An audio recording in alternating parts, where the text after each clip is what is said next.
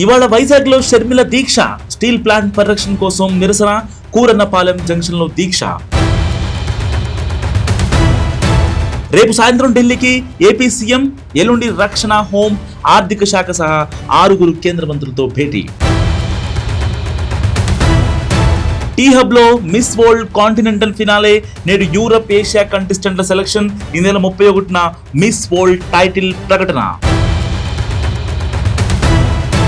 కర్ణాటకకు AP deputy CM, Karnataka CM Siddaramaiah డీకేలను కలవన్న పవన్, ఏపీకి 6 కుంకి ఏనుగులను అప్పగించున్న కర్ణాటక ప్రభుత్వం. రాజీవ్ గాంధీ వర్ధంతి సందర్భంగా రాహుల్ ట్వీట్, మీ జ్ఞాపకాలు ప్రతి అడుగులో ఉన్నాయంటూ ఎమోషనల్. ఖీర్ భవానీ మేళా, అమర్నాథ్ యాత్రకు ఏర్పాట్ల పూర్తి, పహల్గామ్ ఉగ్రదాడి నేపథ్యంలో భారీ భద్రతా చర్యలు.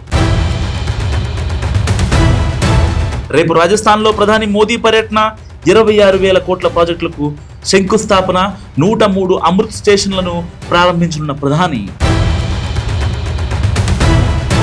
తిరుమలలో కొనసాగుతున్న భక్తుల రద్దీ, శ్రీవారి సరదర్శనానికి 18 గంటల సమయం. అమెరికాలో టోర్నడోల బీభత్సం, వేల భవనాలు నేలమట్టం, నిలిచిన విద్యుత్ సరఫరా, విపత్తుల కారణంగా 12 మందికి పైగా మృతి.